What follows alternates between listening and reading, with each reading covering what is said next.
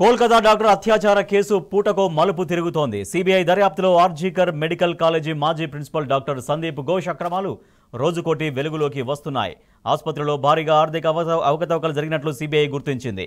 ఈ నేపథ్యంలోనే సందీప్ ఘోష్ ఆస్తులపై ఫోకస్ చేసింది. ఏకకాలంలో 15 ప్రాంతాల్లో తనిఖీలు నిర్వహిస్తున్నారు అధికారులు. ఘోష్ ఇండ్లు, పలు ప్రాంతాల్లో సోదాలు చేపట్టారు.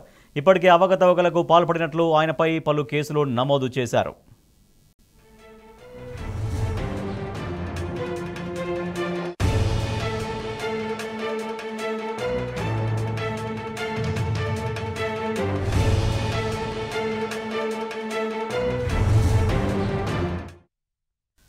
దేశవ్యాప్తంగా సంచలనం సృష్టించిన వైద్యురాలి అత్యాచార కేసు దర్యాప్తును సిబిఐకి అప్పగించింది కోల్కతా హైకోర్టు. అయితే తీగలాగితే డొంక కదిలినట్టు ఈ కేసు దర్యాప్తులో హాస్పిటల్ ఎక్స్ ప్రిన్సిపల్ లీలలు ఒక్కొక్కటిగా బయటకు వస్తున్నాయి.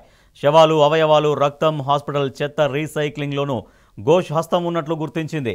గతంలో సందీప్ ఘోష్పై ఆర్జీకర్ ఆసుపత్రిలో పనిచేసిన డిప్యూటీ సూపరింటెండెంట్ అఖ్తర్ అలీ తీవ్ర అవినీతి ఆరోపణలు చేశారు. దీంతో ఆ అక్రమాల చిట్టాను ఇప్పుడు తిరగదోస్తోంది సిబిఐ.